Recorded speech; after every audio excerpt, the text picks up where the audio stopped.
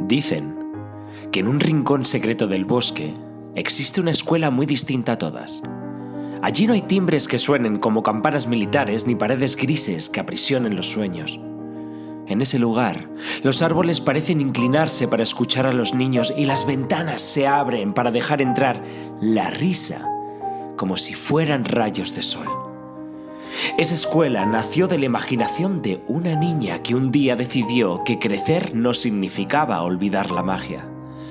Esa niña se llamaba Paola, y en lugar de jugar a ser princesa o hada madrina, Paola jugaba a ser maestra. Pero no cualquier maestra, sino una que miraba a los ojos y veía en cada niño un universo entero. Con el tiempo, Paola descubrió que muchos adultos habían olvidado escuchar, que pensaban que educar era gritar, mandar o castigar. Y vio que cuando los adultos se llenaban de prisa, los niños se encogían un poquito por dentro. Entonces decidió tejer un hechizo nuevo, el de la crianza respetuosa, un hechizo que no necesitaba varitas sino palabras suaves, límites claros y brazos abiertos, un hechizo que enseña que educar no es controlar sino acompañar, que el respeto no significa permisividad sino confianza. Y como todo buen cuento, aparecieron retos. Dragones con forma de prejuicios, ogros disfrazados de frases como «A mí me educaron así y no me fue tan mal», y laberintos de dudas en los que muchos padres se perdían. Pero Paola, con su luz y su voz serena, siguió recordando a todos que los niños no son vasijas que llenar, sino fuegos que encender, y que la verdadera magia de la infancia no está en enseñar a obedecer, sino en aprender a ser.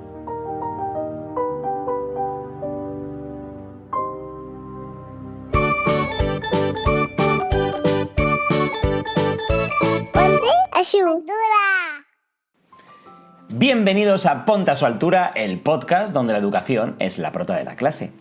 ¿Y a quién tenemos hoy? A Paola de la Cruz, reconocida asesora pedagógica, desarrolladora de proyectos de responsabilidad social en Latinoamérica y realiza asesoramientos a fondos de inversión educativa. Hoy vamos a hablar sobre la crianza respetuosa o la crianza permisiva. Vamos a ver qué diferencia. Bienvenida. Muchas gracias. Qué suerte tenerte. Bueno, vamos, qué privilegio.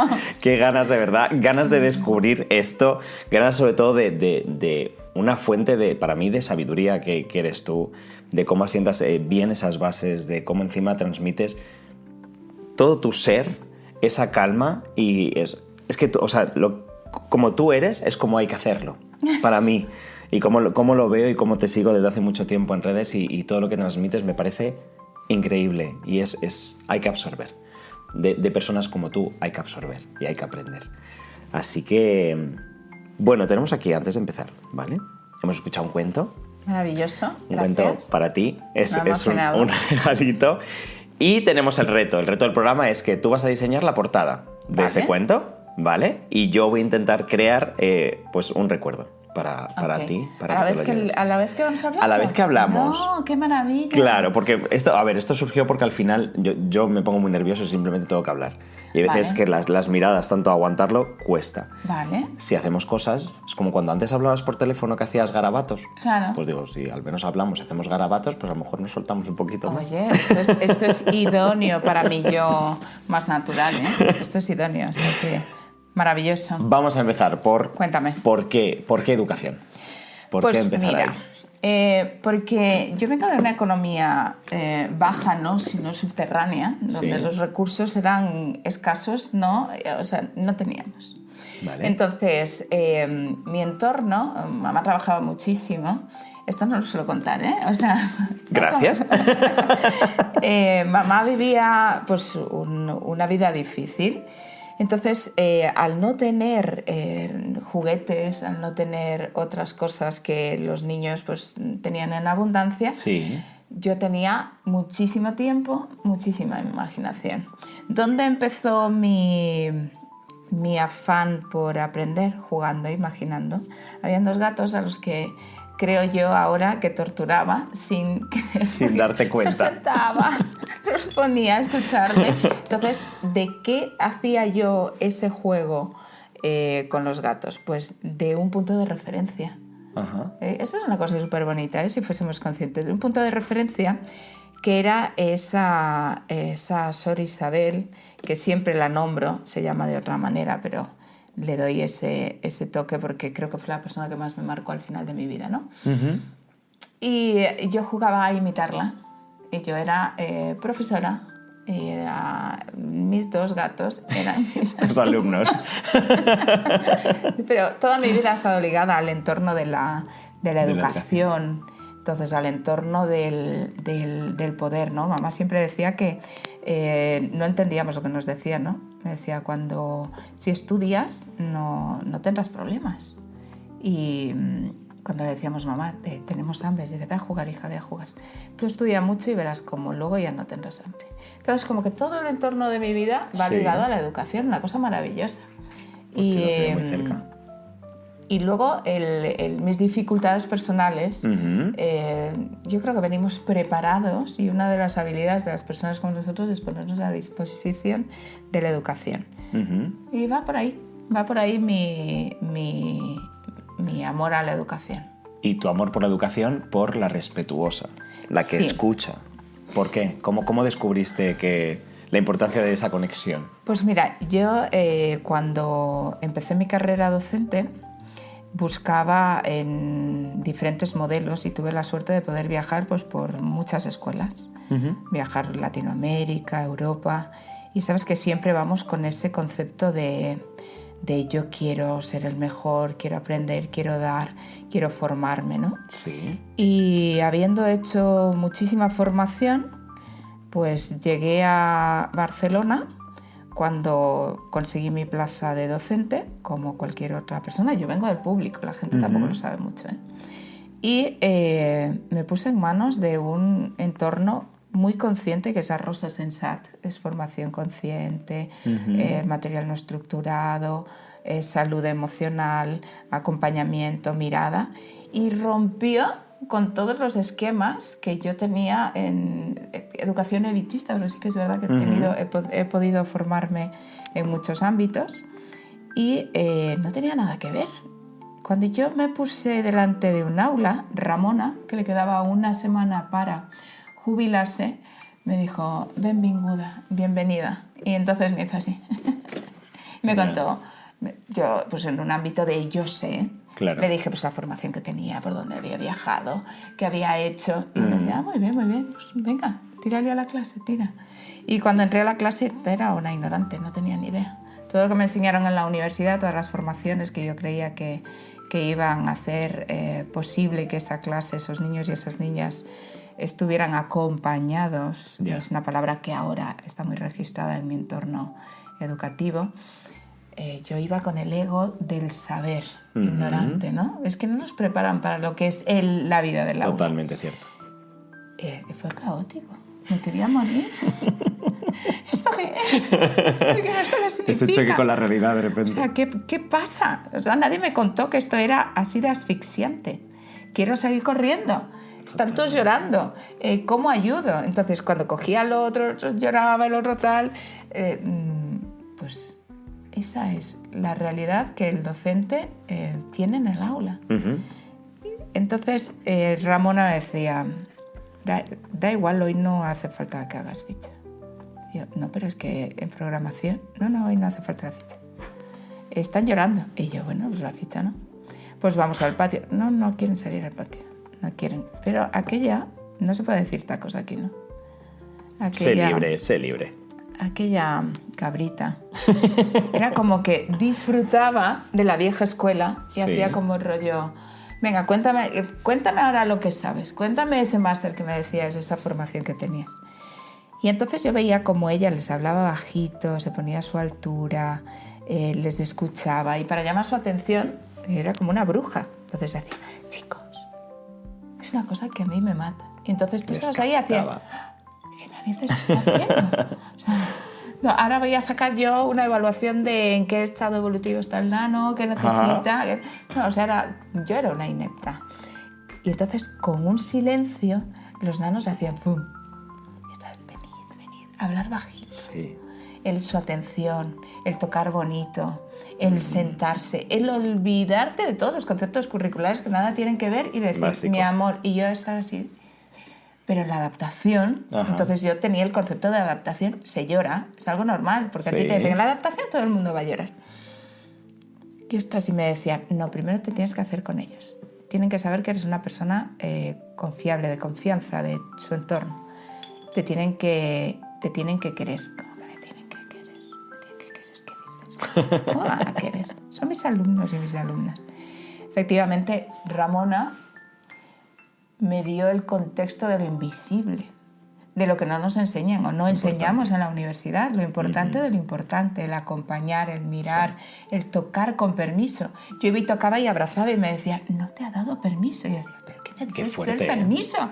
Qué guay. Claro, entonces tú te pones ahí y dices, claro, ¿qué tiene un niño en la primera infancia? Lenguaje no verbal.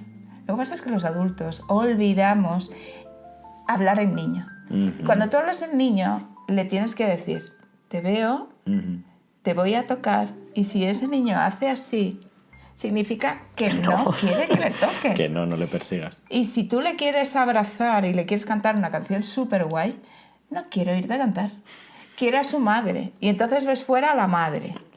Y era esa transformación de la escuela donde se empezaba a dejar. Claro, ¿recordáis lo que decía? Que yo soy una señora ya de casi 50 años. Entonces era esa apertura a la escuela, a la familia, en la que la madre lloraba afuera, el niño lloraba adentro. Y Ramona decía, deja que pase la madre. Y decía, ¿cómo va a pasar la madre? Con todo esto. Y así verás. Y entonces el máster, que podría contar miles de cosas, en el acompañamiento y diferenciar las necesidades de los niños y las niñas, que es ese primer proyecto educativo de educación emocional que tenemos que tener en los centros, es no romper el vínculo. Qué maravilla, en un día me hizo sentir la señora más ignorante y más inepta o sea, yo no sabía, sudaba, ¿sabes cuando te suda la frente, el cuerpo, estás fría? Se siente. Y todo es caos, y todo invita al caos, y todo invita al caos. Y cuando dices, ¿puedo salir? Y te vas, y dicen, mi amor, no te preocupes, es el primer día. Encima te acompañaban. Qué maravilla tener referentes de la vieja escuela que te enseñan lo que la universidad no te enseña a día de hoy. Que no estamos tirando por suelo el sistema educativo actual, pero quizá debamos cambiar patrones que antes creíamos que eran importantes y ahora los niños y las niñas quieren que les hablemos en emoción, en respeto, en mirada, en educar bonito, en que le demos ese tiempo, en que permitamos que mamá y papá entre en ese vínculo, porque ¿por qué la escuela? Y se inicia y encima con es llanto. que una vez que tienes eso, el resto viene seguido y viene rápido. O sea, es una cosa loca. O sea, un periodo de adaptación, ahora mismo se está viviendo. De hecho, bueno, estoy en pleno proceso de Llegaste adaptación. iba a traer un regalo, te lo juro. El otro día te digo, ¿el cuidador? No, es así. O sea, nosotros es como que ya omitimos y tengo muy presente que me tengo que cuidar. Y me tengo que cuidar porque tengo que conseguir lo más difícil y es eso, es el que me acepten. Tengo que conseguir que me acepten. Y yo al principio igual hacía eso de, venga, rápido la actividad, venga a funcionar, venga tal. Y dije, no, espera, de verdad, ¿qué edad tenemos? ¿Pero a quién tengo delante? Digo, vienen de estar jugando. Pues vamos a jugar. Claro. Vamos a jugar, vamos a reírnos. ¿Que no quieres? No voy a perseguirte. ¿Te quieres ir a la esquina? Tú, vete a la esquina. Y les ves como poco a poco, es como, ay, a ver qué está pasando. Curiosidad. Pero respeto ese rato suyo. Y terminas la primera semana de cole que no han estado con otra persona que no es su familia, dándote un abrazo que dices, ¿ves cómo pasa? O sea, la magia viene, pero viene desde lo importante de lo que estás diciendo, es decir, de no intentar tú imponer tus tiempos, de no intentar imponer esa programación asquerosa, sino decir, ¿tú qué necesitas? En lo que tú necesitas voy a adaptarme yo a tus necesidades. Ahora mismo no estás para que tú te adaptes a mí, me tengo que adaptar a ti. Claro. Y más que la edad que tienen, es que eso, y fuera de... Ya no es comunicación simplemente de gestual, sino que no es que ya no tengan el lenguaje, es que hay niños que tienen incapacidad para ese lenguaje. O sea, ahora mismo te encuentras con muchos perfiles y tienes que adaptar a todos esos perfiles. Entonces tú tienes que estar dispuesto como maestro también a decir ¿qué? O sea, obviamente no vengo nada preparado. Y a mí me encanta. O sea, me encanta también yo porque cómo funciono yo dentro de un orden. Yo soy caos.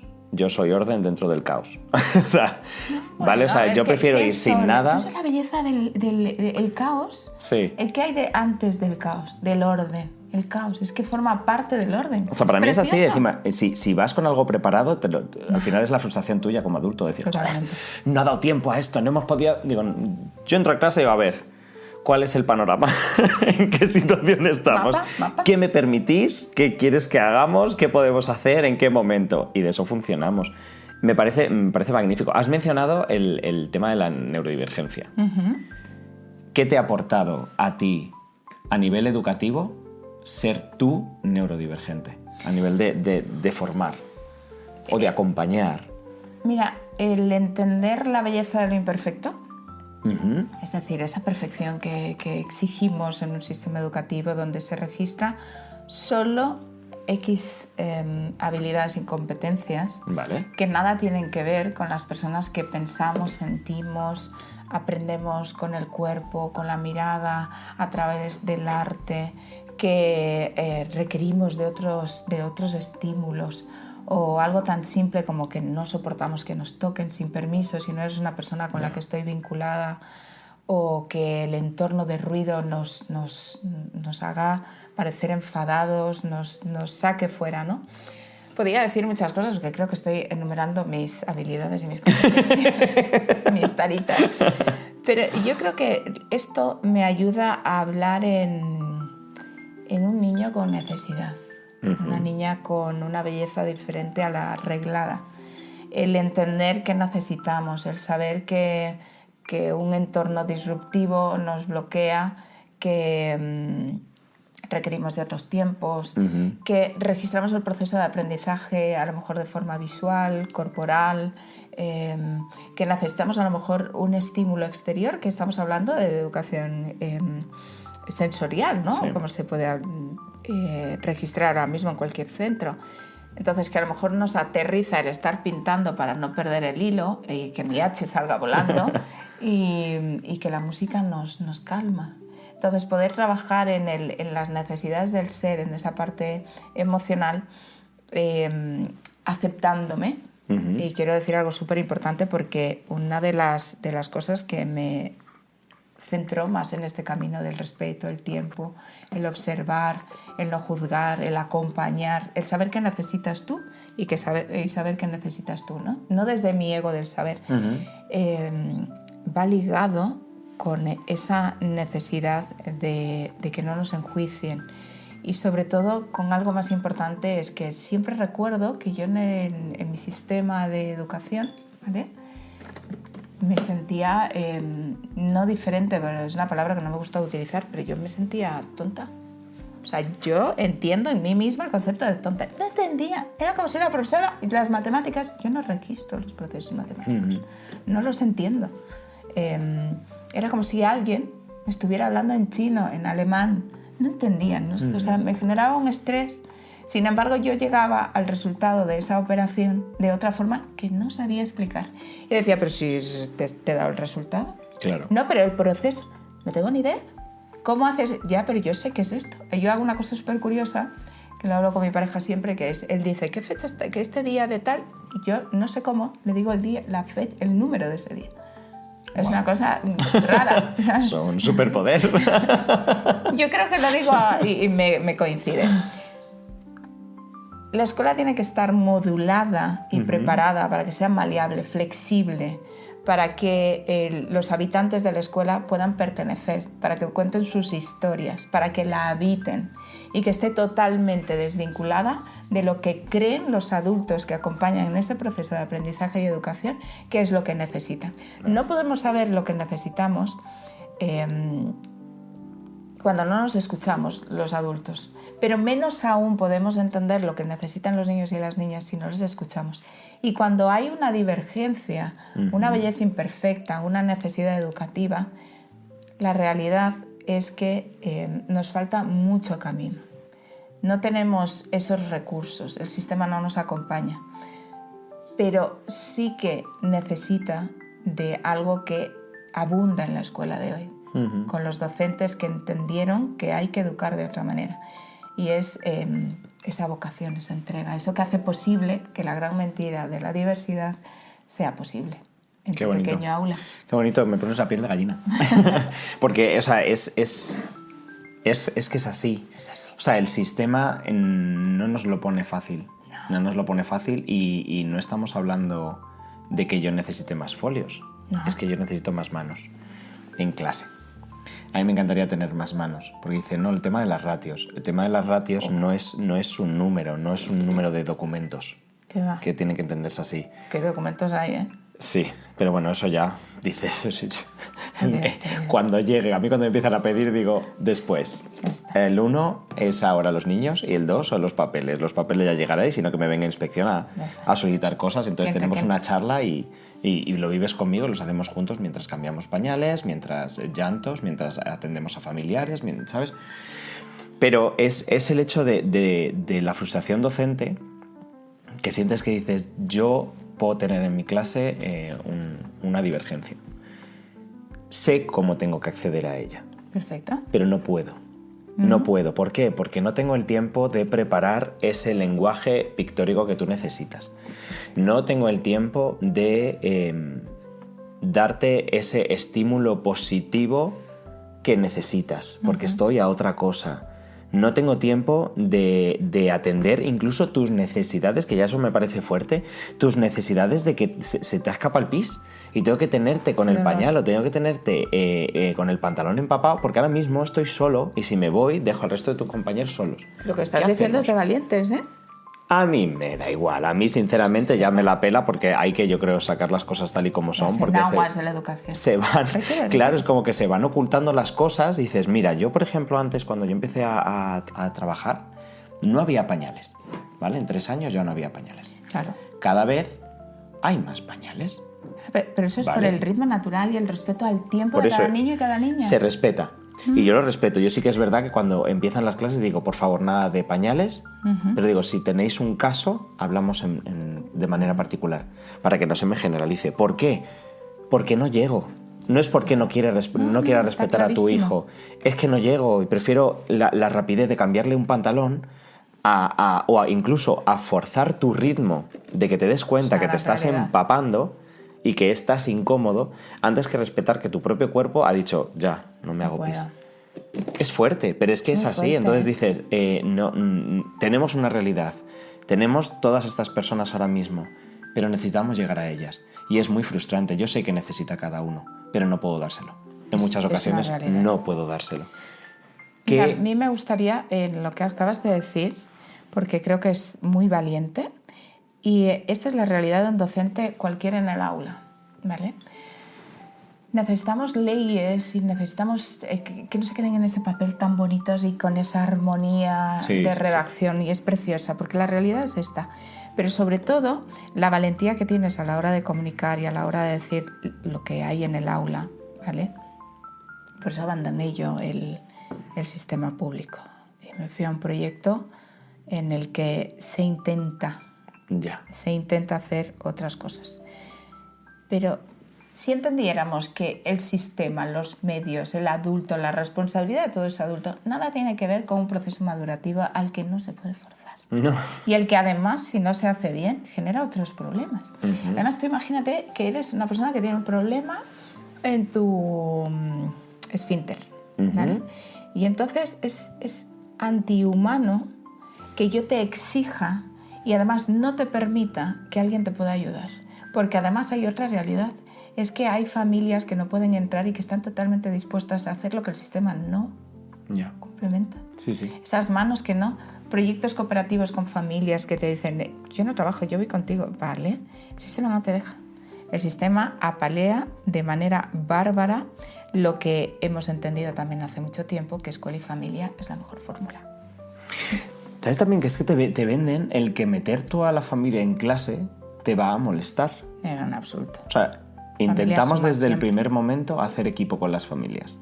Además, mis primeras palabras es confianza y equipo con los que tengo.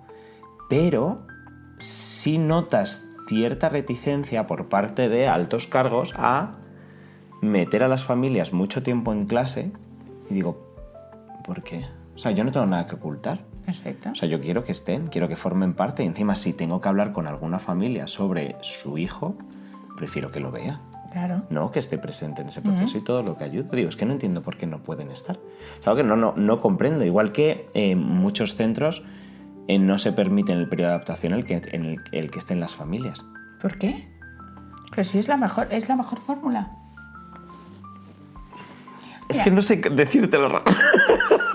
Vamos. ¿Por qué? Porque digo, a mí me solucionaría muchísimo el que estén las familias, el que lo hacen más paulatino. Son más manos. Tengo el momento de interactuar con tu hijo a través de ti. Entonces tú también le aportas esa confianza en mí, que soy totalmente un extraño, ¿no? Es de, ¡ale! Claro. Vete con este señor que te está secuestrando, ¿sabes? Sí, que me parece guay. O sea, entonces no lo entiendo. O sea, no entiendo el por qué, ¿no? Pero quizá tengamos un sistema educativo incoherente que se aleja de las bases que requiere el ser consciente de lo que significa educar. Es decir, una persona que educa es una persona formada. Entonces, ¿por qué rompo el vínculo con la familia? ¿Por qué no entiendo que ese niño tiene que venir de la mano de la familia? Esa familia tiene derecho a ser acompañado y tanto ese niño o esa niña. No educamos. Nosotros, según el saber popular, nosotros somos los encargados de enseñar. Familia, escuela, educar, se educa en casa. Sí, totalmente. Es algo que peleamos siempre. Claro, ¿no? pero es así. Y si la gente que establece las leyes educativas piensa de esa manera, yo al niño, como te pasó a ti al principio, tengo que plantarle la ficha en la cara. Me da igual que llores. Tienes que ponerte a funcionar. Tienes que trabajar. ¿Quién hace las leyes? ¿Quién dirige la escuela? ¿Alguien que ha estado en el aula? No. Oh, ahí hay algo muy importante. Algo que tiene que quedar claro es que el inicio escolar no puede ser en base al sufrimiento y la agonía del niño o la niña. Que los adultos nos ponemos al servicio de ese proceso y que la adaptación es la realidad de la escuela actual. Pero deberíamos hacer un proceso de vinculación. Me vinculo con ese nuevo punto de referencia que va a acompañar a mi hijo durante este año escolar. Me adapto al entorno arquitectónico. Esa es la adaptación. Y luego promulgo que esa necesidad del ser humano, antes de incorporar conocimiento, tenga una alimentación emocional muy sana. Entonces, acompaño, vinculo y adapto. ¿Qué hacemos en su gran mayoría? Adaptamos. ¿Por qué? Porque el ser humano imperfecto tiene la capacidad de tener sí o sí una persona que le dé seguridad a su lado. ¿Y qué es lo que hacemos los docentes en el aula?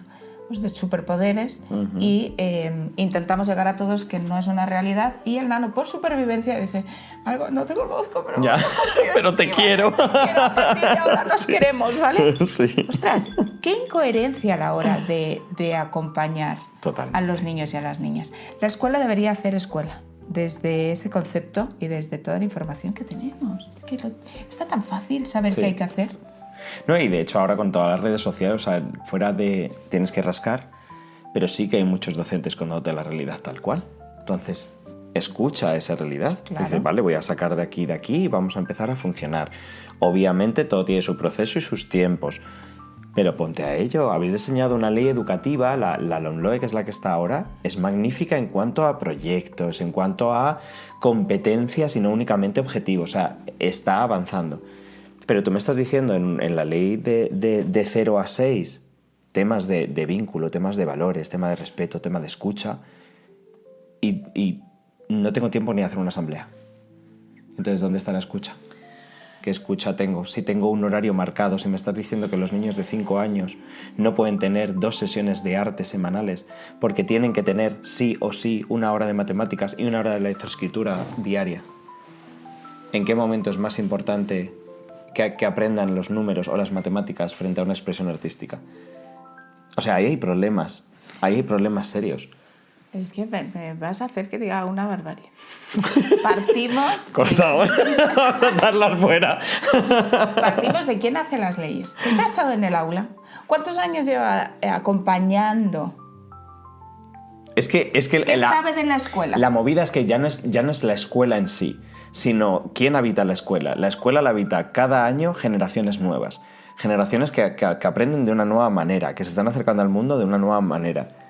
No puede funcionar de la misma forma. Hay mucho movimiento ahora y mucha voz a esa crianza respetuosa, pero hay muchísima mala información y muchísima gente se piensa y la relaciona esa crianza respetuosa con esa falta de límites total. Dejémosles hacer lo que les dé la gana. ¿Qué les dices? Pues la gente que piense eso es que realmente no tiene formación, no sabe lo que es, no ha practicado la crianza consciente. Justamente va de no negociables. De si yo te permito esto, haría mal mi trabajo, por ejemplo, de madre. Mi amor, no puede ser, lo entiendo. Una escuela sin límites. Los límites dan confianza, seguridad, explican por qué los niños y las niñas vienen al mundo a que docentes o puntos de referencia, familia, mundo adulto, les explique cómo va la movida esta de convivir con otros iguales. Entonces, se trata de respeto, es muchísimo más complejo, de autocontrol y de herramientas para saber acompañar y permitir de forma natural que ese niño sea imperfecto, que ese niño ordene, que sepa cómo se llama eso que le enfada, porque la diferencia entre ese niño y ese adulto es que el adulto tiene autocontrol y el niño es imperfecto, está aprendiendo. Entonces, debo permitir que se enfade, debo permitir que se equivoque, debo permitir que se caiga. Y ahí es donde tú le tienes que acompañar con recursos y herramientas. Yeah. Entonces, no va de dejar hacer, va de permitir y descubrir quién eres para que yo te pueda dotar y decirte o asistirte con lo que necesitas. Entonces, la crianza es una opción muy chunga. Se requiere una formación durísima y de que todo ese temperamento de adulto, porque también venimos de otra herencia, pues tengamos la oportunidad de ir cambiando las generaciones de la sociedad y eso se hace con la forma en la que educamos y acompañamos. Entonces, quien entienda en crianza sin límites es que no ha transitado por ahí. ¿Y el que cree que son unos malcriados y unos consentidos? Malcría el no tener las normas claras, malcría los no negociables, la permisividad, perdona que me he equivocado. Malcría eso, no malcría el que yo te acompañe a que sientas, sepas, descubras. ¿Por qué hablamos de educación emocional y no permitimos el llanto, la rabia, la furia, es que lo que consideramos negativo? Claro, ¿por qué son las blandas? Claro. Es que tenemos que acompañar y educar en eso. Y es eso lo que tienes que organizar, porque eso hace que yo te quieres tirar del pelo, que mi instinto natural quiere que muerdas. ¿Por qué? ¿Por qué muerden? Todos los niños muerden, porque es ser humano imperfecto que se desbloquea emocionalmente, porque como no tengo un canal de registro de comunicación hacia ti adulto, yo necesito sacar todo esto que siento, los inputs que me vienen, yo todo eso lo tengo que sacar. Tú no llegas al cole y dices, ¡buah! Hoy mi madre estaba súper desregulada.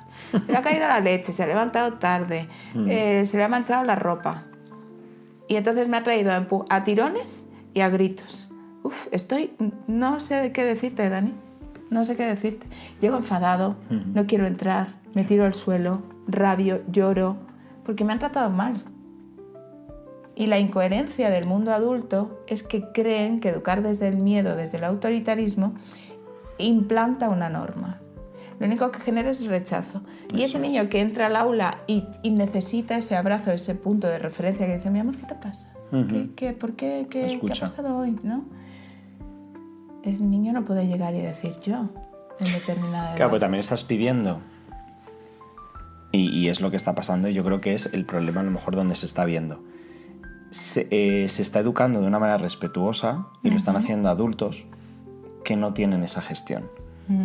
O sea, para tú implantar, como si fuera tan fuerte. Bueno, para naturalizar. Sí, se entiende. Un límite, trabajar un límite y tener la paciencia de que se interiorice, no es por medio ni de castigos, ni de gritos, ni de autoridad.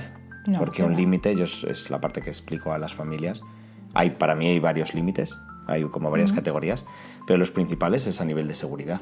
Y estos los decido yo como adulto porque tú todavía no eres consciente de ese peligro. Entonces, muchos adultos no entienden, o no es que no entiendan, yo creo que sí que se entiende, pero no estamos dotados de la capacidad de regulación emocional nuestra, Sí. de nuestra paciencia, de cómo gestiono yo mi paciencia, mi frustración, he tenido un día de mierda, llevo 8 horas aguantando en la oficina, llego a casa y no es que no, lo siento por decirlo así, pero no soporto nada más y tengo que encima tener tacto contigo. Se está pidiendo eso. Entonces, también hay que hacer un trabajo como adulto de voy a trabajarme. ¿Cómo se trabaja ese adulto? Porque tú también al final también has hecho ese trabajo de cómo entraste a cómo eres. ¿Cuál ha sido tu proceso de que no te sobrepase o qué herramientas tienes para decir, uy, que me voy, tengo que volver? Mira, yo con mi primer hijo tengo 3 hijos, uno ya de 18 años, universitario, es un triunfo, o sea, estoy súper orgullosa de tener un hijo como él. Hubiera escrito un libro titulado El cómo hacerlo todo mal. Lo bordé. Yo quería que vaya a un colegio que se hablara alemán e inglés con 3 años. Quería que por la tarde fuera natación. Quería que hiciera deporte. Bueno, le permitía todo desde el rollo de no, hay que respetar, o sea, no tenía ni idea. Y buscaba esa élite educativa, ¿no? Ajá. ¿Por qué te estoy diciendo esto? Porque mi H ha venido ahí a decirme hola. Vale. Entonces, y estamos hablando de cómo adulto, cómo te regulas para poder regular. Mira, yo creo que tenemos que aceptar que somos humanos, que las emociones son nuestras, que no tenemos que trasladarle ese cansado, esa rabia, ese enfado, que forma parte de tu trabajo como adulto. Y el problema no está en equivocarse, en ser humano, imperfecto. El adulto también es imperfecto, porque la carga que lleva ser una familia, trabajar, conciliar, es bestial. Es otra gran mentira en nuestra sociedad. Sí. El problema está en no ser conscientes, en no reconocer y en no darle oportunidad a esa rectificación que hace que el error no sea malo, porque cuando tú te equivocas, aprendes. Vivimos en una sociedad perfecta, edulcorada, donde la maternidad se magnifica, es mentira. O sea, maternar, criar, educarse es madre o padre, es un sacrificio. Es trabajar para una persona que en una edad determinada te va a decir que es la peor persona del mundo, porque le estás poniendo un límite. Claro. Y tú vas a tener que trabajar mucho porque le tienes que educar, le tienes que vestir, le tienes que dar de comer. Sí, luego les amas, porque es un proceso de vinculación, Claro. ¿sabes? O sea, lo has parido tú, lo has hecho tú, le ves crecer. Pero debemos dejar de hacer las cosas rosa. Es una responsabilidad muy grande. Y también tenemos que aceptar que estamos cansados, que estamos peleando con la vida, que la vida no es fácil y que tenemos que eliminar la cultura del es posible, todo es maravilloso. No, es mentira. Es mentira. Y yo llego a casa un día y grito como una becerra. Luego me disculpo, mi amor, lo siento, te comparto, he tenido un día fatal, me siento así, estoy así. Sí. Esa es la conciencia. No es ser perfecto. Educar con respeto es saber que la otra persona pequeñita que aprende de ti requiere de lo mismo que pides tú en tu entorno laboral. A mí no me grites, ¿eh? Perdona. Claro. Respeta mi espacio. Perdona, que me tienes que decir lo que tengo que yo hacer en mi vida. Ahora mismo te quitas esa ropa, te la cambias. Ahora mismo comes esto. No, tú eres vegano. No, vas a comer pollo. El mundo adulto tiene mucha incoherencia con el mundo de la infancia, con el mundo de la educación, con el mundo del proceso. Porque olvidamos, nos domestican y olvidamos lo que significa ser niño o niña. Totalmente. Y conectarnos constantemente con nuestro niño permite que seamos conscientes. Pero has dicho algo importante y eso sí que se olvida, incluso le da vergüenza al adulto. Y es ¿Cuál? pedir disculpas al niño. Es maravilloso. No, es increíble. O sea, si estamos hablando de que somos un reflejo, que mejor que permitirnos equivocarnos y hacer partícipe de, oye, que yo también la cago, sabes que yo también me he pasado, yo también te he gritado, pero te puedo pedir disculpas.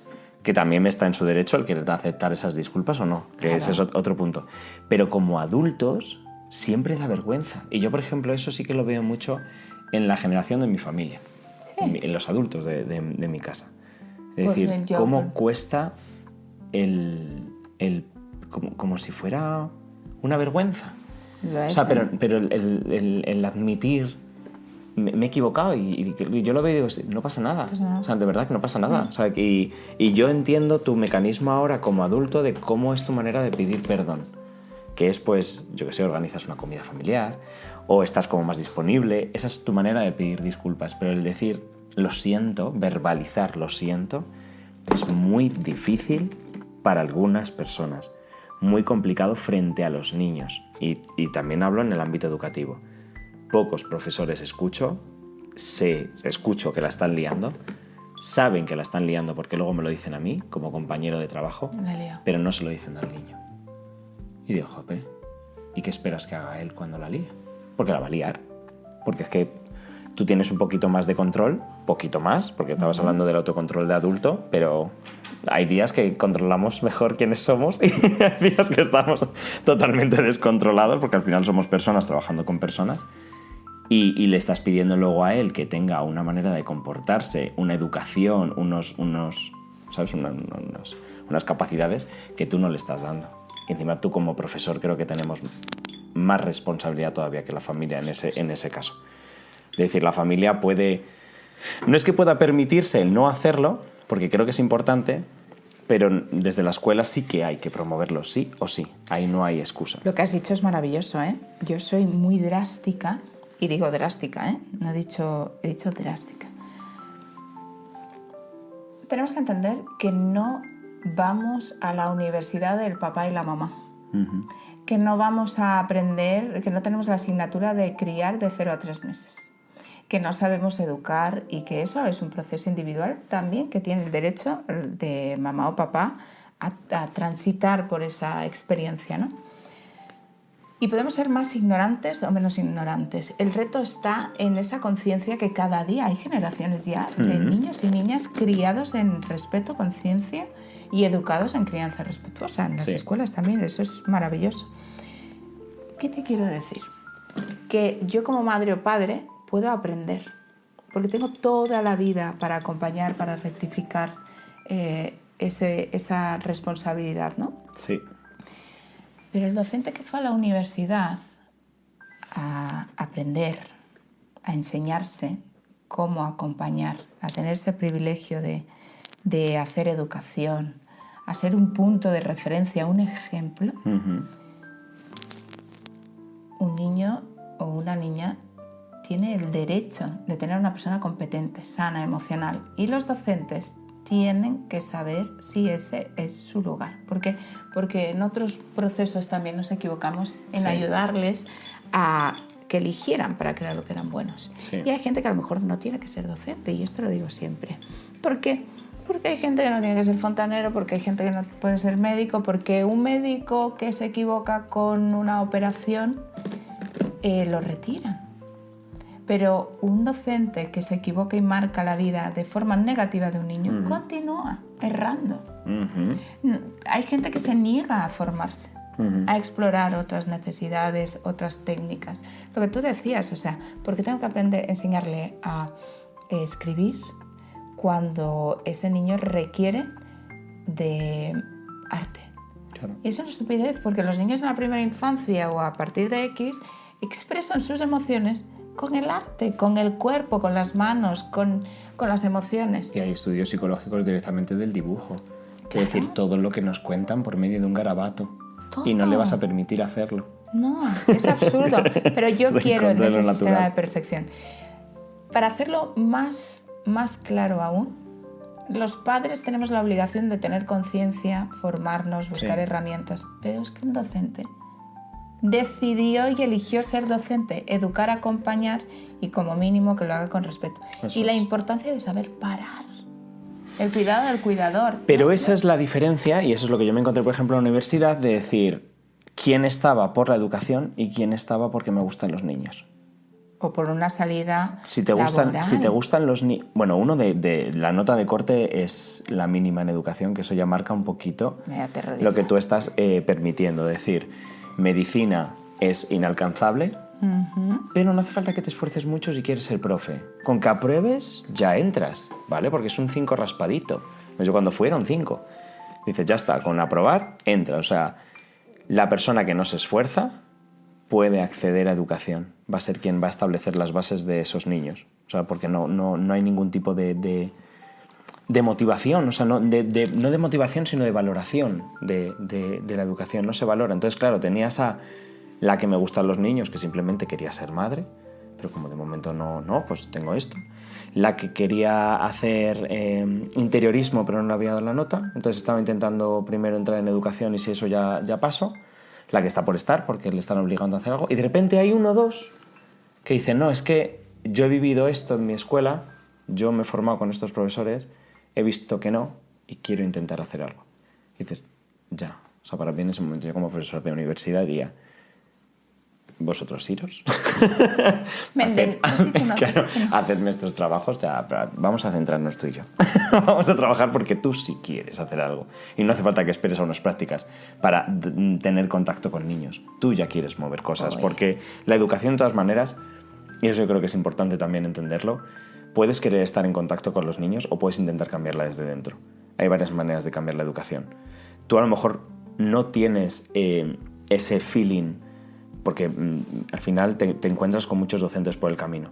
No tienes ese feeling, esa manera de conectar con los niños, pero sí entiendes sus necesidades, sí las comprendes y sí intentas modificarlas para que otros digan, oye, haz esto, venga. O sea, hay muchos docentes que están en la sombra preparando proyectos súper bonitos para que otros los realicen y sí que están conectados. O sea, al final hay muchas maneras de acercarse, pero el objetivo es el mismo. Y es eso, es esa formación, es ese reciclaje, ese querer cambiar las cosas y no simplemente como mi deseo es ser madre o padre, estoy en una clase, claro, cubriendo esa necesidad maternal. No son tus hijos, no son tus hijos. Tienes otro objetivo con ellos. Y al final también esa parte afectiva sí que quiero que quede también clara de esa existe como docente. Totalmente. O sea, yo todos los veranos... Amor a la humanidad. Yo lloro por despedirles porque dices, es que les quiero, de verdad que les quiero mucho, porque forman parte de mí, paso muchas horas con ellos, pero mi objetivo va por otro lado. Y mi orgullo como profe es cuando también logro que la familia entienda a su hijo. De cómo termina la primera tutoría diciendo, es que tengo el peor hijo del mundo, porque te lo encuentras, y cómo se van entendiéndose mutuamente. Y no era tu peor hijo, sino que no os estabais comunicando. O sea, que el docente tenemos otra función. Tenemos otra función, pero tenemos la función de formarnos, aprendernos y actualizarnos constantemente. Ya sea por medios oficiales como no oficiales. Porque yo la verdad que estoy muy, muy a favor de la no oficial. La oficial nunca me ha gustado. Oye, qué descubrimiento. Me encanta. Las cosas así. Yo cuando he hecho cursos de estos de renovación que me obligan, porque existe una cosa que se llaman los trienios, que para tú poder obtenerlo estás obligado a recibir ciertos créditos de formación. Y esa formación es dudable. Y en el caso de infantil te encuentras con docentes de primaria o secundaria que te dicen, bueno, tú como eres de infantil, coge lo que puedas, apáñate y lo haces tuyo. ¿Puedo hacer un punto ahí? Mira, la educación infantil, yo tengo una formación muy amplia, en diferentes, o sea, soy una persona muy curiosa, ¿vale? He transitado por muchos entornos laborales y, o sea, soy una tía con una suerte bestial. Bueno, y quizá quiera cambiar suerte por curro, ¿no? Porque no me ha regalado nadie nada. Entonces, ¿has visto mi H? Me encanta. ¿Has visto? Me encanta notas, porque de repente ¿no? te paras. De repente para. Bastante que no tartamudeo. Y que no me regulo. Es bestial. Pero yo te retomo. Mira, eres muy Retómame. afortunada por tus proyectos. Exacto. Ya está. Es que me he quedado flipando porque ha venido el rosa este que chorrea y entonces he dicho, lo voy a poner por aquí. Entonces ya como que me ha costado modular. Mira, la educación infantil es la base de todo el proceso educativo. Lo que no se hagan en esos 6 primeros años es algo que no vas a recuperar. Lo que no permitas, lo que no se desarrolle a nivel individual, todos los recursos que debes dar a esos niños y esas niñas, lo da las señoras y los señores docentes del primero y segundo, casi un poquito. El segundo ciclo tiene que continuar. Sí. Es la madre, la célula. Y puedo tener una formación muy amplia y tener suerte de transitar por muchísimos lugares laborales, todos relacionados con la educación, pero siempre diré que soy una señora educadora infantil, porque es donde me permitió encontrar la satisfacción personal y el entendimiento de lo que significa educar. Entonces, aquella persona que está en el primer ciclo es una de las personas más importantes en el proceso educativo. Olvídate de la universidad. Aunque no nos consideren como tal, ¿vale? No, olvídate Eso ya es a título tuyo personal, quédatelo. ¿Sabes qué pasa? Que la ciencia lo demuestra. O sea, sí, es así. La ciencia lo dice, o sea, respeto, admiración. Y admiración porque, ante todo, son competencias. El saber que tiene una docente de primer ciclo. En la primera infancia se acompaña con una exigencia muy alta y sobre todo esa entrega al ser y esa connotación de amor, de respeto, de cuidado, de mimo. ¿Que hay otros perfiles? Sí, pero la realidad en gran mayoría es ese docente de aquí. Sí, de corazón. Es maravilloso. O sea, ¿cómo no van a ser el eslabón más grande de la educación? Y lo que decíamos antes, es que no lo digo yo, lo dice la ciencia. Sí, no es así, es que siempre la establece como la etapa más importante, la fundamental. Por eso digo que tomároslo vosotros docentes como esa etapa, porque sí que es así, pero a niveles superiores no se nos considera como tal. Pero ya entraremos, que si no nos volvemos a calentar. Vamos a ir con la ley PASA. Uy, es que la ley pasa. ¿Qué es la ley PASA?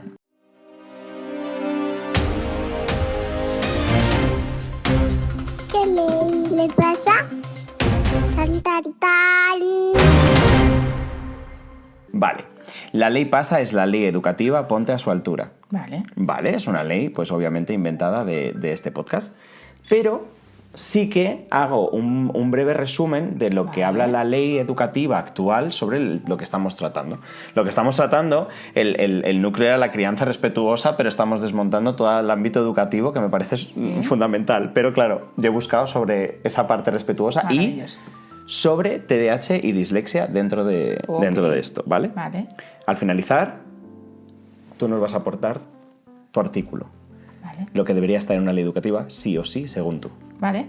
Entonces, la LOMLOE sitúa en el centro de la educación principios como la equidad, la inclusión y el respeto a la diversidad, subrayando que la escuela debe garantizar el desarrollo físico, afectivo, social y cognitivo de la infancia, especialmente en la etapa de educación infantil. Volvemos. Donde se prioriza el vínculo afectivo, la convivencia y las relaciones sociales. Por aquí de momento lectura matemáticas no hay. Además, la ley reconoce el derecho del alumno con necesidades específicas de apoyo educativo, incluidas las neurodivergencias como TDAH o dislexia, a recibir una atención inclusiva y personalizada.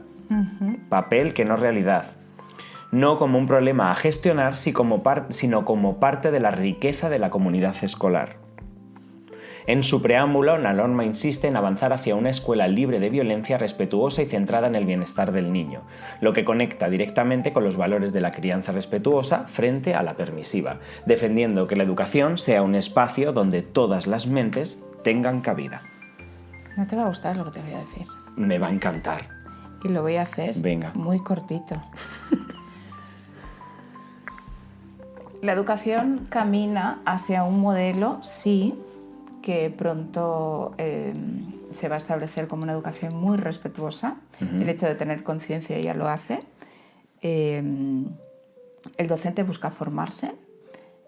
Cada vez se tiene más conciencia sobre el cuidado. Cada vez se respeta y se intenta leer las necesidades de los niños y las niñas. Y se entiende la diversidad como una responsabilidad, punto, de ese docente que tiene en el aula 1 o 4 o 3 niños con neurodivergencia.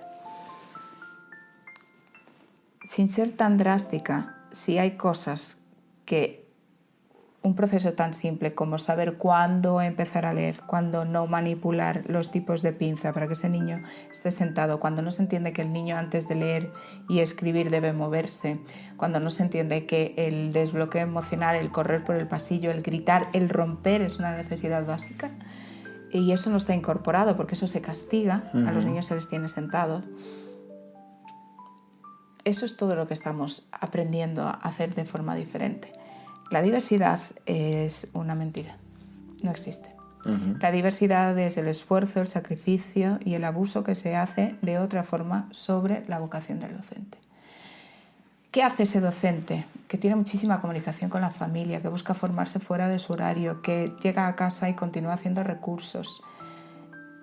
Yo creo que debemos dejar de hacer leyes bonitas y empecemos a darle a ese docente esos recursos. Pero sobre todo porque todos los adultos que acompañamos en ese proceso de educación y de crianza deben estar muy conscientes de que podemos acompañar de forma responsable o generar más dolor y que el niño o la niña entienda en un sistema educativo un rechazo. Entonces, además del sufrimiento que puede tener la familia, el agotamiento del docente, esas leyes son preciosas siempre y cuando sean una realidad. Y a día de hoy eso no es una realidad. Así es. Entonces, sí o sí para ti, de obligatorio cumplimiento, recursos. es que es lo fundamental. O sea, es que coincido. O sea, obviamente esto es maravilloso, es lo que debería ser, pero no es posible llevarlo a la práctica. Imposible. No es posible. No puedes ir incluso con una clase sin necesidad educativa o sin neurodivergencia. No puedes. Pero es que puedes. Necesidad educativa en cualquier curso y más en infantil, ¿qué se considera necesidad educativa? Porque si yo tengo 20 niños tienen necesidades educativas. Es que en estas edades el que es de septiembre frente al que es de junio no tiene nada que ver. No, por supuesto. Entonces, claro, o sea, tengo a uno que dices no tiene ningún tipo de categoría necesidad, pero no habla porque todavía no le corresponde. Claro. Y otro es como un viejito metido en un cuerpo chiquitito, entonces tiene otras necesidades. ¿Sabes lo que necesitan? Necesitan que les eduquen bonito, que les escuchen con los ojos. Y eso solo se consigue respetando sus tiempos, sabiendo que el de septiembre, octubre, noviembre y pobre aquel de diciembre. Ay, Angélico mío. es así. Requiere un tiempo diferente al de enero, que el de enero necesita correr, saltar. Te pongo un ejemplo en el que yo, por ejemplo, las mezclas estas montessorianas, Sí. para mí son una gran mentira. En el 1-2, Sí. ¿vale? El de enero, febrero, marzo, necesita subir, bajar, saltar, correr, tirarse al suelo. El de diciembre, el de noviembre y octubre, necesita 3 o 2 momentos de sueño. El de enero ya no duerme. El de octubre, noviembre y diciembre, aún come trito. Está aprendiendo a comer. Está afianzando incluso la marcha o aprendiendo a sentarse. Y el de enero quiere salir corriendo y te muerde porque está harto. ¿Me explico? Entonces, una necesidad es que seamos conscientes de ese proceso madurativo y de adaptar la escuela y que sea flexible para sus habitantes. Por eso, ¿qué consideras necesidad educativa? Si es que necesidad Todo. es el individuo y es esa personalización del aprendizaje que marca la ley, pero es imposible que una misma persona dé una enseñanza personalizada a 20 de manera simultánea. ¿Te puedo poner un ejemplo que antes de cerrar esto? Venga. Mira, nosotros trabajamos con unas ratios específicas, ¿no? Entonces está aquella docente, y esto también hay que ser muy consciente, y me apetece darle un capote a esa gente, que con 38,5 se presenta a trabajar y le dices, vete a casa, ¿vale? Y luego está el que falta el lunes y el jueves se pone malo. Y ya incluso te ves, ay, me siento un poquito mal. Sí, te va preparando. Te va preparando y dices tú, uy, esta no viene el lunes. Efectivamente no viene el lunes. Hay que también explicar a ese tipo de docente que no tiene que abusar de ese compañero que se lleva el trabajo a casa, que lo hace posible, que saca los recursos, que nunca falta, Y que la escuela debería también ser consciente por parte de ese docente y sobre la responsabilidad que trae. Y a veces cuando se adjudican los recursos, e incluso poniendo más personal, tampoco se puede llevar a cabo. Total. Porque tienes que luchar contra esa persona que no es feliz haciendo quiere, lo que hace, que no quiere, que no sabe Tal cual. lo que significa que mañana no vengas a trabajar y que tu compañera se cargue con tu trabajo. Es inhumano que una persona esté con 20 niños y niñas Es una locura. a su cargo. No es viable. No. Vale, dime 3 frases que toda familia debería borrar de su vocabulario. Yo creo que me tienes harto. Haces que tu hijo tenga responsabilidad sobre tu falta de autocontrol. Bravo. ¿Vale? Otra es no llores por tonterías. Reconocemos solo esas emociones tan banales, ¿no? Tienes que estar feliz, ¿no? Hay que aprender a llorar. Se llora por alegría, por tristeza, por emoción. Llorar es sano. Explicas al exterior lo que tienes dentro. Y te libera. Sí. Eso me parece terrorífico. Yo soy madre de colectivo. Ajá. Y para mí es muy importante la reeducación. Lo llevo intentando hacer desde hace mucho tiempo. Eso es para niñas o eso es para niños. Estereotipos. Exacto. Entonces creo que es muy importante que los niños y las niñas simplemente sean quienes han venido a ser. Para mí eso es indispensable. Y luego si te portas bien. Ya. Has dicho 3, pero para mí Venga. no podía dejar. No podía dejar. Venga, la extra. La extra.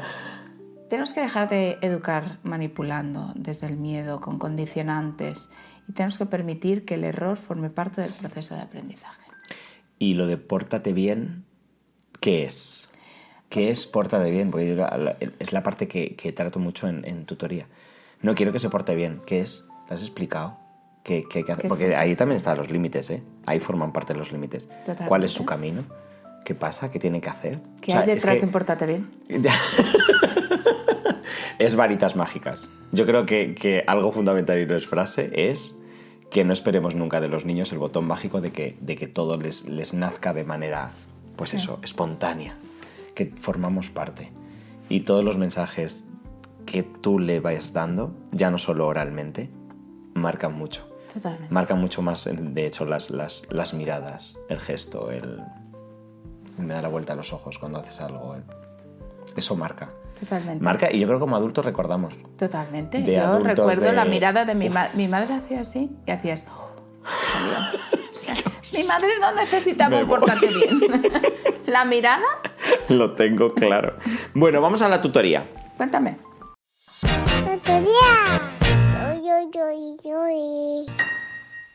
¿Vale? Bueno, la tutoría, como pues Ok. eso, como todo docente, es el momento donde la familia viene y nos cuenta sus preocupaciones, intercambiamos, pues al final también muchas veces pasa eso de quién me estás hablando porque ese niño no es el que tengo en casa. Claro. Entonces formamos el puzzle entero.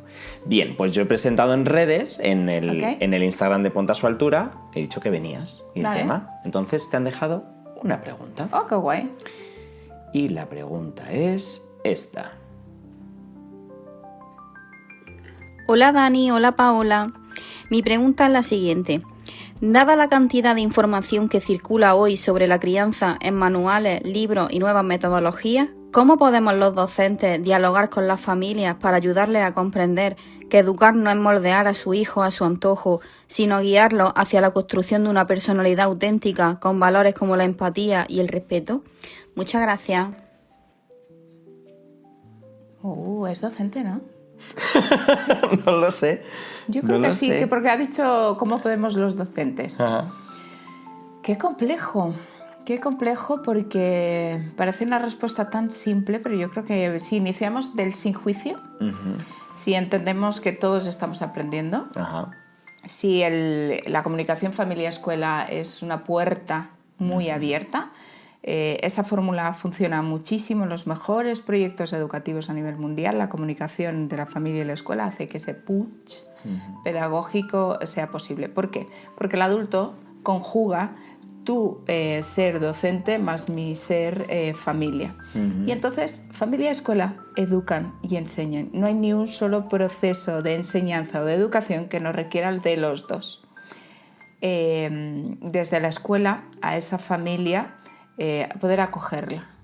También es muy importante que la familia fidelice con el proceso de acompañamiento en el tiempo de la escuela. Muchos de los niños pasan más tiempo en la escuela que con sus padres y sus madres.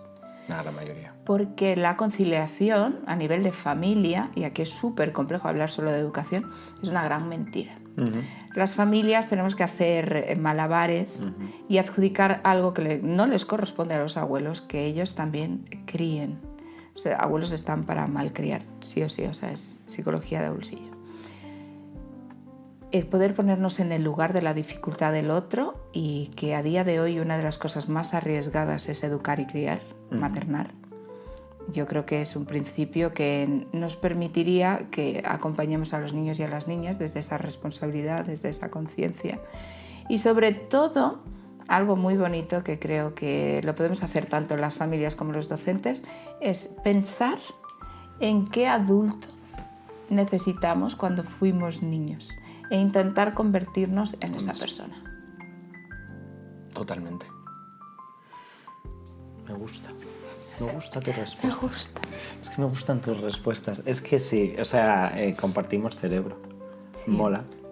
¿Qué lección te marcó desde un niño? Mira, cuando entiendes que la educación es hacer humanidad, tu vida cambia. Y cuando entiendes que todo lo que estudiaste no te valió para nada, también. Eso libera, sí. Eso libera, ¿vale? Entonces te desvinculas de ese saber y desde esa perfección. Ella se llama Carlota. Carlota llegó a la escuela con un diagnóstico que asustaba, tónica. Además, tenía un proceso regresivo. Cuando Carlota llegó a la escuela, llegó con una familia rota, hija de 2 maestros. No sé si alguien me ha enseñado tanto, pero la vida me va dando el privilegio de poder aprender de otros. Carlota no sostenía la cabeza, pero te veía fijamente. Entonces su madre, ¿sabes? Cuando notas a una persona dolor, pero ese dolor que dices, ostras, no pasa nada, estamos aquí, vamos a hacer lo mejor posible, sabiendo que no puedes hacer nada. O sea, que era más un proceso de acompañamiento al tiempo, que la familia no podía estar, sostener esa no conciliación. Ana, una compañera que tengo el privilegio de transitar con ella desde hace muchos años en el ámbito educativo, ahora está cuidando a su madre, haciendo humanidad, cuidando a quien la parió. Es una tía como muy activa, ¿no? Ella grita por la escuela, o sea, grita con respeto. Pues, ¡venga, abajo, corre! Sí, es energía. Profesora que combina educación respetuosa con a eso teatro. Entonces, o sea, los padres llegan y dicen, está siempre así, digo. O sea, puede ir a más. Es felicidad. Ana acompañó a Carlota en los primeros años y entonces la escuchábamos que decía, a mí no me vas a engañar. Carlota, no te lo voy a dar. No le asignó pena. Le dijo que ella podía. Entonces Carlota le decía yo, Ana, Carlota, y Carlota se arrastraba y Ana le decía, cuando quieras, aquí te lo dejo. Le decía, Ana, Carlota no puede moverse. A mí me lo vas a decir, ¿está contigo o está conmigo? ¿Sabes? Esas que te marcan territorio y dices, me da igual quién seas. Yo, no, yo lo voy a discutir contigo, faltaría menos. Y la oías, ¡bien! De fondo y dices, coños, Ana, ¿qué haces?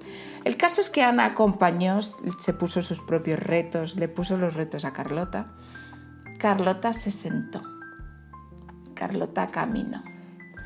Y Carlota lloraba detrás de Ana y cualquier otra persona que la hubiera visto diría, qué cruel. No, Carlota le pedía asistencia, no ayuda a Ana. Voy a respirar.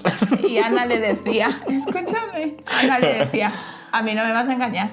Eso se lo dices a tu madre y a tu padre, a mí no me vas a engañar. Y yo, Ana, por favor. El teatro te lo dejas en casa. Por favor. que tú vas a caminar. Carlota caminó. Carlota tiene que tener ahora entre unos 8 o 9 años. Nos ha visitado más. Pero algo tan bonito de Carlota fue que todos celebramos. La escuela aprendió a hablar lengua de signos. La familia estaba acompañada, no se sentía observada, no era diferente, porque esto hay que sensibilizarnos muchísimo más con el dolor y la mochila que supone que una familia tenga una necesidad, cual sea, con un hijo. La primera palabra que dijo Carlota fue coño. Es lo primero que siempre se aprende, todo lo malo. ¡Y tonta! Y viene Anne y dice, tenemos un problema. Y yo, ¿qué ha pasado? Dice, Carlota habla. Digo, no. Dice, ha dicho su primera palabra. ¿Y qué ha dicho? Tía, tenemos un problema. Digo, no puede ser 3 años. El aula de 3 años. ¿Qué hacemos? Repetimos todo. Digo, vale, vamos a solucionarlo. Esto ponemos una circular. Celebramos el tonto y el... Claro. ¿Vale? Y Carlota iba por los pasillos diciendo, tonto. Nos moríamos. Lo compartimos con todos y Carlota nos enseñó que nunca tengas la mala suerte de quitar la posibilidad a alguien y decirle que no puede. Ya ves. Fuerte. Que no puede. Carlota pudo. Lo que transmitimos al final es eso, es decir, es que somos reflejo de muchas cosas. Y si solo hubiéramos leído el entereza. diagnóstico, ¿qué? Yo Limitas. creo que hubiera leído el diagnóstico, Claro. porque me hubiera condicionado como madre. Los lees, obviamente, los lees, pero también creo que hay que dejar una ventanita. Vamos a probar. Vamos a intentar hacer un poquito más de lo que pone aquí. Sí, sí. También yo creo que si estás presente y la vida docente es otro de los privilegios que tenemos, es que como pasan tantas horas con nosotros, vemos también muchas capacidades que tiene que a lo mejor la familia no está viendo todavía. Totalmente. Y vemos dónde podemos empujarles y decir, puede. Tú puedes. Puede y déjame que lo voy a intentar. Y si no, ¿qué pasa? Pues Lo has intentado. ya está. Pero vamos a intentar que... Ay, es que molan tanto. Es que el mundo infantil es que de verdad es mágico. Es mágico. A mí es que no puedo con ellos. Yo no, moriré vieja hablando con mi niña interior, moriré vieja agradeciendo a la infancia todo lo que me ha enseñado. Seguiré hablando. Yo voy por la calle y saco la lengua, me río. O sea, Sí. yo continúo hablando en niño. Sí. Leo el lenguaje corporal y todo lo que sé me lo enseñaron los niños. Sobre Todo. todo la libertad de ser. O sea, es lo más bonito. Vas por la calle y de repente ves a un niño que va andando con la familia y da una voltereta lateral. Y dices, joder, ¿por qué no voy a hacerlo yo?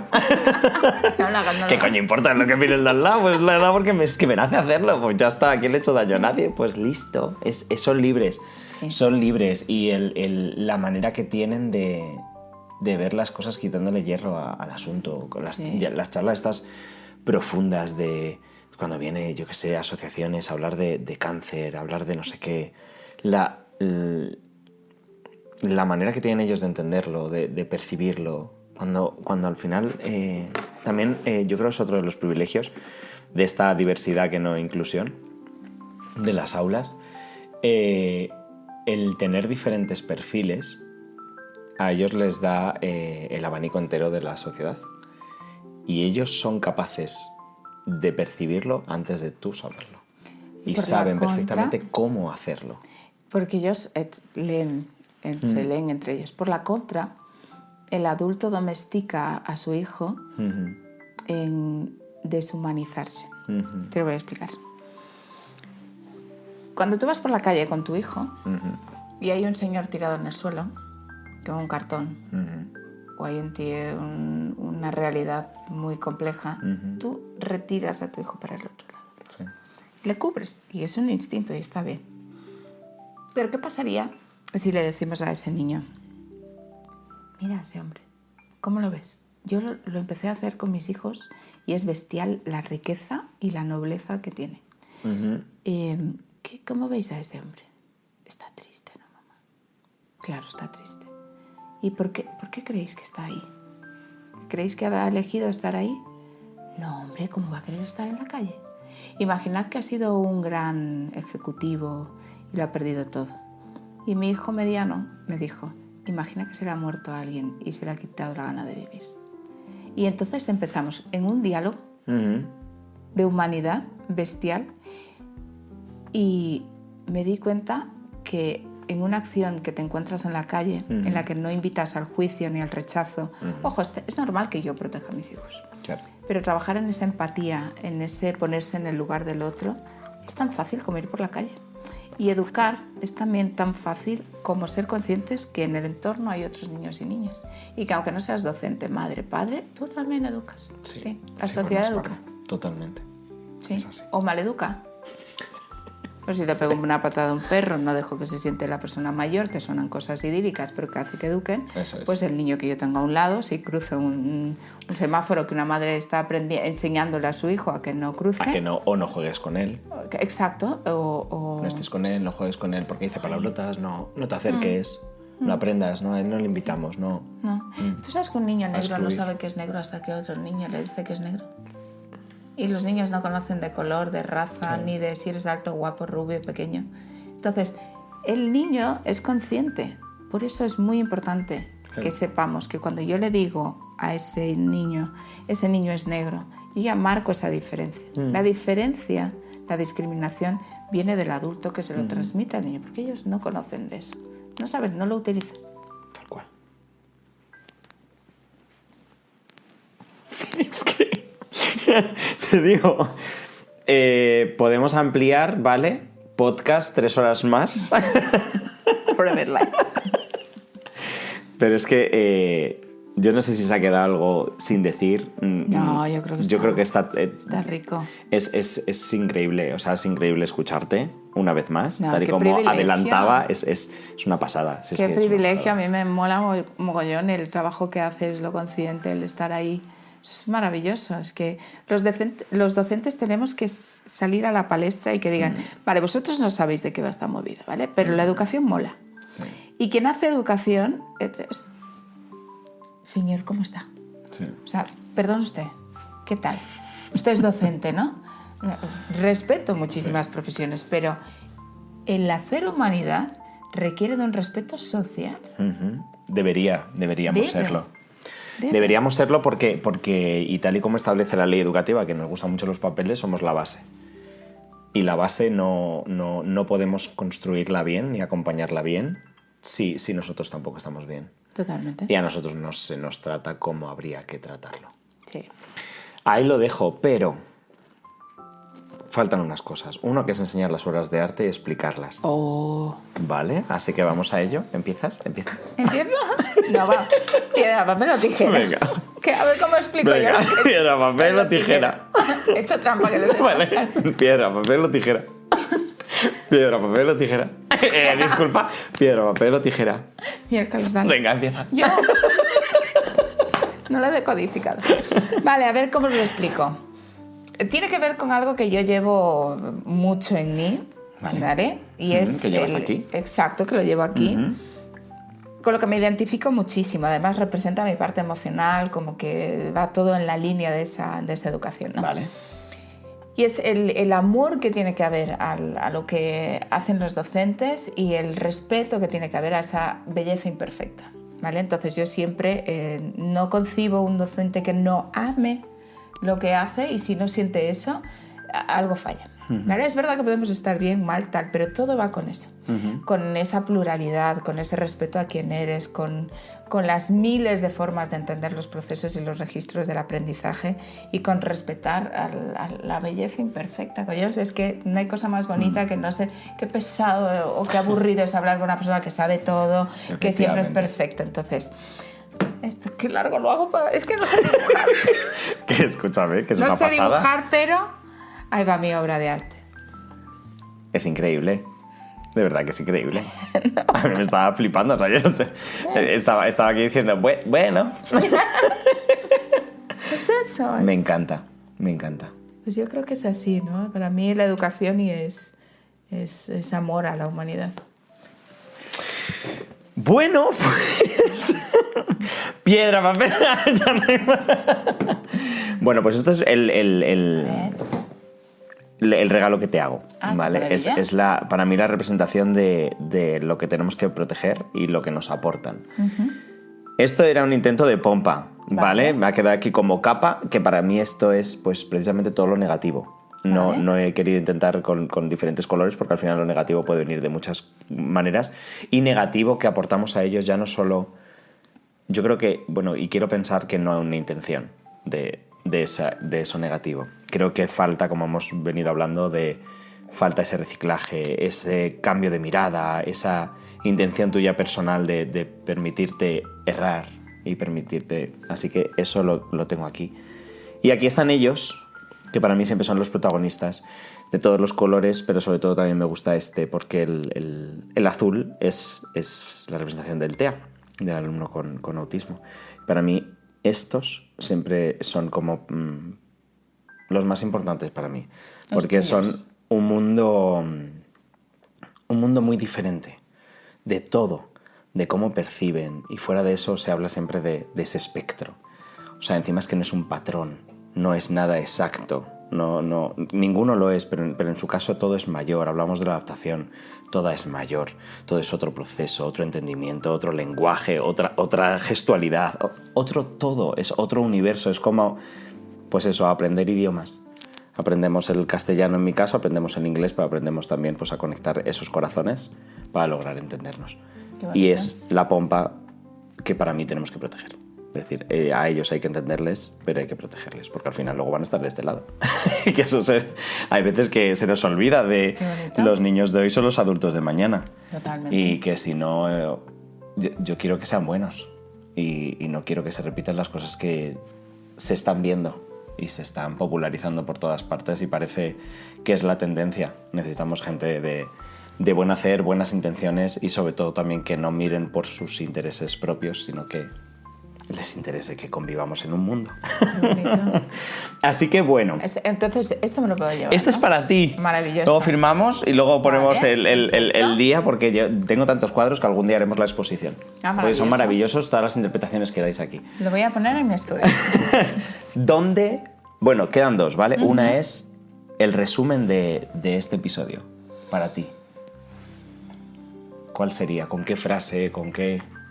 Yo creo que nos vincula la conciencia, la invitación a otra forma de educar, el respeto a la diferencia, la maravilla de esa diferencia y el valor del error, ¿no? El no castigar, porque para aprender a interiorizar o naturalizar X siempre tienes que hacer ensayo-error. Entonces el error es significado de estoy aprendiendo, me estoy aprendiendo. ¿Vale? Y la diferencia entre el intervenir y el asistir. Esa nueva obligación que tiene el docente en acompañar, asistiendo con lo que todos y cada uno de ellos y ellas requieren. Pero sobre todo el amor y el respeto a quienes habitan en nuestro lugar favorito, ¿no? En la escuela. Totalmente. ¡Qué bueno! ¿Y dónde pueden encontrarte? Si quieren contactar contigo, ¿qué van a querer contactar? Yo estoy en redes sociales, ¿no? Vale. Pues soy súper... O sea, mañana me da por publicar 20 y en 3 meses no aparezco. O sea, no. Pero estoy en Instagram, Paola de la Cruz. Vale. Y ahí estoy. Y ahí estás. Pues muchas gracias por venir a pasar el ratito. De verdad, que qué placer Qué más lujazo. grande. De verdad, hablar de placer. educación es que me flipa. Me flipa estas charlas por eso, porque somos mismo ambiente, que hay veces que te vas al final con amigos a hablar por ahí, tú les cuentas, pero dices, es que no me terminas de entender. Necesito un compañero que me entienda, por favor. Así que bueno, ahí a vosotros os digo que nos vemos en el próximo episodio, y gracias por estar, gracias por compartir y gracias por apoyar. Un besazo muy grande. Chao. Pues qué charla más bonita y qué suerte, nuevamente lo vuelvo a decir, el haber podido contar con Paola en este episodio, donde hemos empezado hablando sobre crianza respetuosa, hemos intentado terminar arreglando el mundo educativo. Se intenta, se puede, y se está haciendo paso a paso. Ojalá y llegue el día donde no se esté discutiendo o no se esté dando visibilidad a todos los problemas y todas las necesidades que encontramos dentro de las aulas, quienes estamos dentro de ellas, y se empieza a disfrutar de ese buen hacer, de esas aulas con esos recursos físicos, de esas personas que trabajen mano a mano para construir un futuro educativo positivo y que escuche. Creo que nuestra labor como adultos es aprender a cambiar esa visión hacia la infancia, a dejar de intentar imponerles nuestro ritmo frenético de vida y pararnos y ver el mundo desde sus ojos, desde su calma, desde su paciencia y desde su desarrollo, desde los tiempos que su naturalidad nos marca y los respetemos dentro, lógicamente, de la vorágine que es la vida. Que no tengamos miedo a marcar esos límites necesarios para vivir, porque son el mapa que les guía diariamente y que les aporta esa seguridad y, por ende, esa felicidad y ese autoconcepto positivo de ellos, de que son capaces. Así que bueno, desde aquí gracias por escuchar, gracias por compartir y gracias por apoyar. Que nos vemos en el próximo episodio.